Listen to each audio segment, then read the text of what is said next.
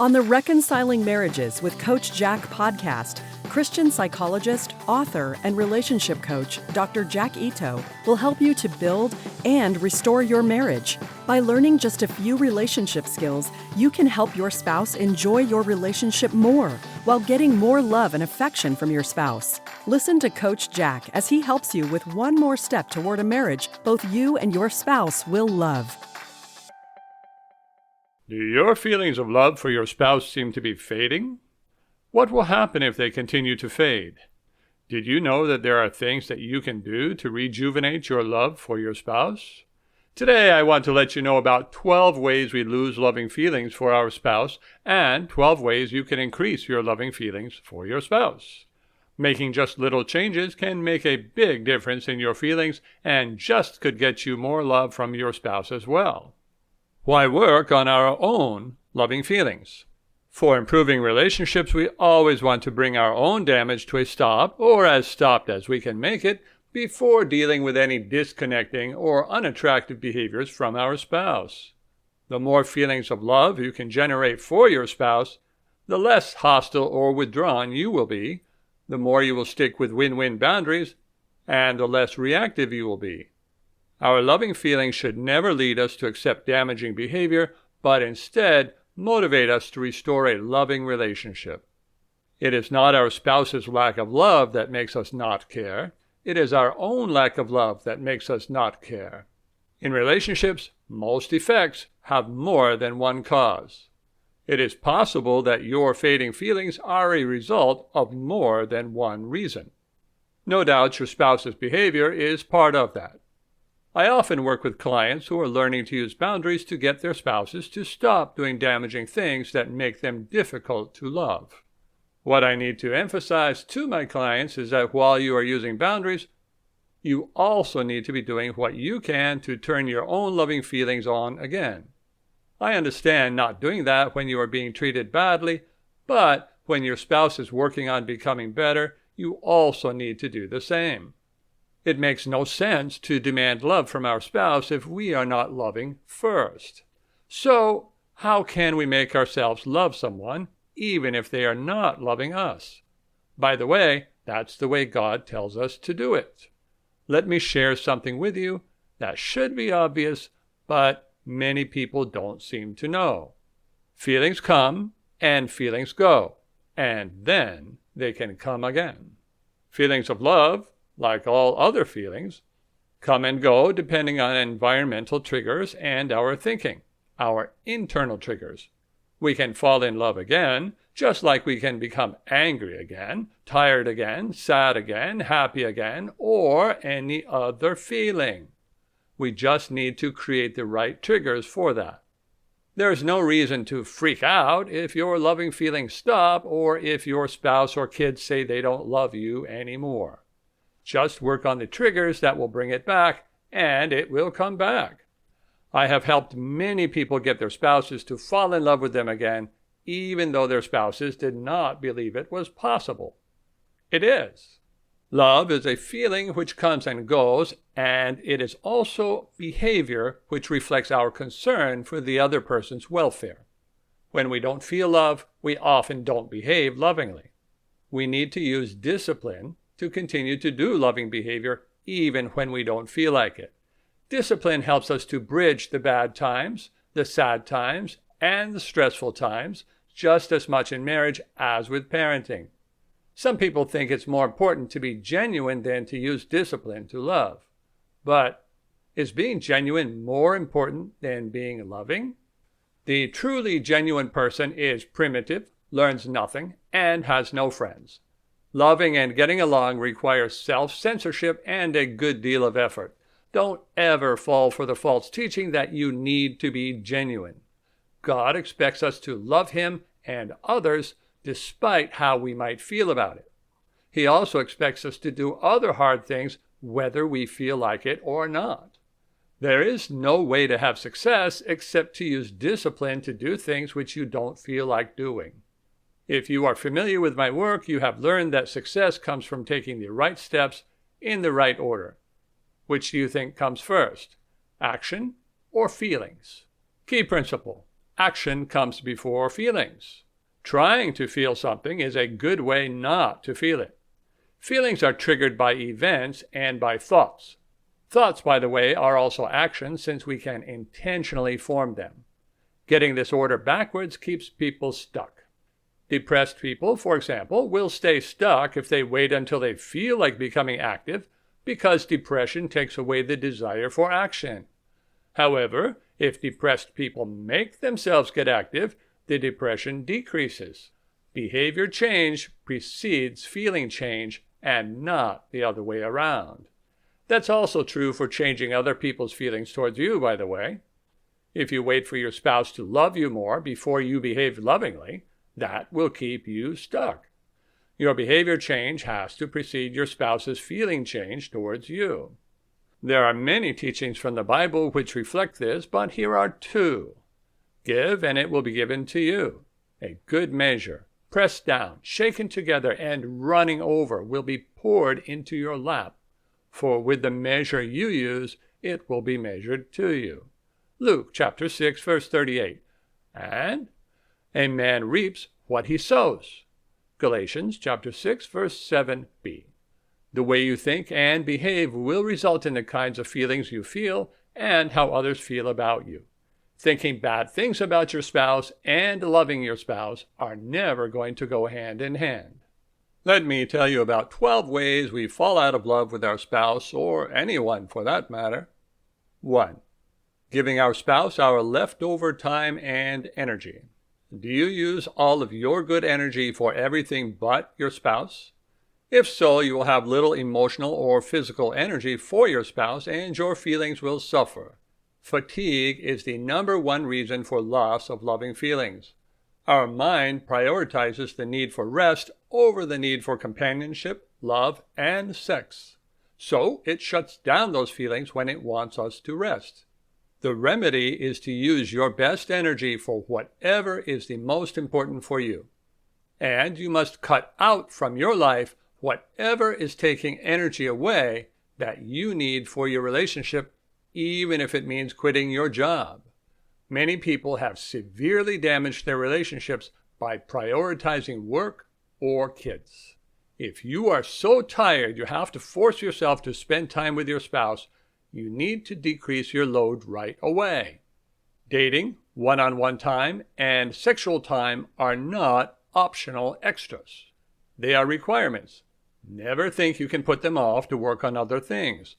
You have to put off other things to work on your relationship. Another way we decrease our love for our spouse is by having too much togetherness with others. Having friends is good. Spending so much time with friends that you don't need any companionship from your spouse is bad. At that point, your marriage becomes a job or a convenience. Your feelings wither, and it sets up a chain reaction of negative interactions. Too much time on social media is like too much time with friends. If your social need is 2 hours per day, don't spend more than an hour of that total with anyone other than your spouse. Otherwise, you will have no emotional need for your spouse and you will lose your loving feelings. Reason number 3, not expressing and showing positively how much we care. When we take care of someone, we care more about them. What we do informs our brain about how we should feel. Neglect someone, and your brain will inform you not to care about them. Our brain is constantly reconciling our feelings with our behavior and with our thinking. Control the parts you can, and the other parts will get in line. Offering to help and doing things for your spouse without being asked are two of many ways we can show that we care. Empathetically listening to your spouse's concerns is another. Reason number 4, not telling our spouse, I love you. If we say, I love you, only in response to someone saying it to us, it does not create that feeling as much in us as if we initiate it. That's because there is some reason to say it other than because we feel it. Saying and doing things when there is no obligation to creates the most internal feeling change. Again, don't wait until you feel like you love your spouse to say it. Instead, pretend that you already feel it. The more you pretend something, the more you actually will be doing it. If I pretend to be friendly, I can only do so by actually being friendly. And it will have the same impact on others liking me and me liking them. This is why social skills practice actually makes people more social. How often should we say, "I love you"? The answer is just a little less than the other person likes to hear it. Same as for every relationship building behavior. How do you know how often that is? By reading your spouse's facial expression when you say it. While we are at it, let me give you a tip about timing. Wait for a good time to say things, but never wait for a perfect time. A good time is when someone is relaxed and receptive. Waiting for a perfect time will make you wait too long. Reason number 5. Questioning whether we love our spouse anymore. Questioning anything you want to accomplish or be will make it harder to accomplish or be what you want. I wonder if I can keep this job. I wonder if I can drive safely. I wonder if I can keep loving my spouse. I wonder if I can stay healthy. And so forth is not healthy wondering. We have to have discipline not only over our behavior, but our minds as well. Doubting your own love or your spouse's love is never going to help you to keep either. Instead, reassure yourself that you love your spouse and that your spouse loves you even if you don't feel it right now. Then, get to work in promoting both. Seeds of doubt grow only failure. Seeds of confidence grow success. Which motivates you to take more positive action? Doubts or confidence? Reason number 6. Not doing thoughtful, nice things. We used to do them, didn't we? Our spouses did them too. They made us smile and feel like good lovers. They made our spouses feel important too. What were those little things you used to do? Did you buy little presents for him? Tickle her? Send him cards just because? Send text messages just to say, "I miss you"? Bring back the feelings in yourself by bringing back the behavior. Do the kinds of things you would do if you were single and in love with your boyfriend or girlfriend. Romance is partly a state of mind that we create in ourselves. Doing little things for your spouse is like using candles in your bath. It is totally unnecessary, but makes it so much better. Reason number 7, no longer affectionately touching or kissing. There was a time when all we wanted to do was to touch or kiss our spouse.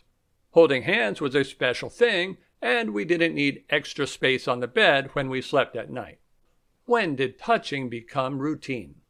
If you are feeling like your spouse's touch doesn't mean much anymore, start touching your spouse like you really mean it. Go a little slower, be a little more deliberate, and focus on communicating affection with your touch. If you don't turn your spouse on, you will at least turn yourself on.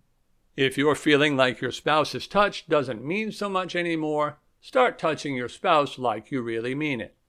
More than with words, we communicate our love by how we touch, how we gaze, and the softness of our voice. Look, talk, and touch as if you were in love with your spouse, and it will help your feelings to come back. Reason number 8, having sex less and less. Body feelings and mind feelings are linked together. What can be emotionally and physically more wonderful? But if that's true, then why do many couples have less and less sex? One reason is because they make sex a routine, like folding the laundry. The remedy is to put the same intentionality into your sex that you do into your touching and kissing. Have focus. Be in the moment. Stop enjoying your life in retrospect. Enjoy it in the moment. Make your spouse feel like you enjoy him or her physically. Even if you are not as sexual as your spouse, put the effort into your sex life that you would like your spouse to put into something that you care about. Make sex about giving and not just receiving. We reap what we sow, so giving more stimulates more loving feelings in us. When you say something during sex, don't think about what you would like to hear. Think about what your spouse would like to hear. Men and women are turned on by different things. The better of a sexual partner you are, the more you will enjoy sex, and that will also help with your loving feelings. Reason number 9, no longer having fun dates or doing activities together. Are you still having fun? Have you fallen into a maintenance routine of always going to the same restaurant? Did you stop date nights after you had a child? Part of what helped us to enjoy our early dating was the newness of our relationship as well as a newness of what we did together. To have more fun, start doing again what you used to do before you stopped having fun. No matter your age or physical ability, the world is full of things to do and places to go where you can enjoy being with each other. If you are finding it hard to imagine having a good time with your spouse, then it's time to start doing different things with your spouse. Learn how to do cooperative date planning with your spouse. Don't wait for your spouse to initiate this. Reason number 10. Less and less talking about intimate subjects. In marriage, we share parts of ourselves that we would not trust the rest of the world with. Intimate talk means sharing things that are personal and meaningful. Intimate talk is letting our spouse hear about parts of our emotions and thinking that others don't hear. Don't be quick to share all your thoughts and feelings with everyone else. Save some aspect of yourself for your spouse. Reason number 11. Not planning for future things that you can both look forward to. The motivation to stay together depends on being able to imagine a good future together. As a future together starts to look more bleak, loving feelings start to evaporate. Our mind prepares us to avoid the negative future that we imagine by shutting down our loving feelings. Make sure that you talk about the special times you want to have with your spouse in the future and how you are looking forward to sharing the rest of your life together. Control your mind and never think the grass might be greener with someone else. If your grass is not green, then it is time to take better care of it. A shared dream and vision for the future is more important than the reality of it ever coming true. Don't get so caught up in the realities of daily life that you don't take time to dream and share your ideas about your future together. When you imagine your spouse as part of a happy future for yourself, it helps to keep your love alive. Reason number 12. Avoiding your spouse. You may notice when your spouse avoids you, but not when you are avoiding your spouse. Although it may seem like an easy way to deal with problems, when we avoid someone, we also shut down our emotions toward them. Over time, this can become a habit that leads to a total loss of loving feelings. Beware of the opposite mistake, not getting and giving needed space. Just as a friend is glad to see you sometimes and not all the time, so we need to have space from our spouses. Not taking that can burn out our loving feelings as it can with anyone else. It is our job, as well as our pleasure, to love our spouse. Every relationship has job requirements. There are things you must do to keep friends, maintain good relationships with your kids, your customers, God, your coworkers, and your spouse. If you don't do those job requirements, your relationship will become distant. One of those requirements is to love. Loving our spouse is typically the first promise we make in our marriage vows. Feelings may naturally happen when we first meet someone, but as the relationship matures, we need to intentionally do things that promote our spouse's love for us, as well as our love for our spouse. If you can't do all 12 of the love-building items I mentioned, do the ones you can. Don't let the fact that you can't do some things stop you from doing the things that you can. We always have to start with what we can do. When we do what we can, it creates even more things we can do because of our growth in achievement. Every step you take will help you do all of the steps that you couldn't do before. Notice that none of the methods of keeping your own love alive require your spouse to work with you. It fits with God's teaching to love others even if they don't love us, doesn't it? So, why doesn't everyone just boost their love of others? Well, it's mainly because of the wrong priorities, fatigue, or fear. Loving always requires facing the risk that we may be rejected. Marriage is not for cowards. Loving your spouse or your enemy is not something your spouse or your enemy is responsible for. It is something that we are all responsible for. Keep the promise you made when you married, to love your spouse. But What if your love is not returned? If you really are doing a good job loving your spouse and your love is not returned, then you will start to burn out on loving, and that will also make you lose your loving feelings. The key in this situation is not to wait until your feelings have completely gone. Once you have burned out, you will no longer care. Before you get to that point, I recommend you let me help you to get your spouse to fall in love with you. I've been helping people to do that for almost 30 years now. Just imagine how good your marriage could be with you and your spouse loving each other again. Thank you for listening to Reconciling Marriages with Coach Jack. Visit CoachJackIto.com to learn more skills for reconnecting with your spouse and restoring your marriage.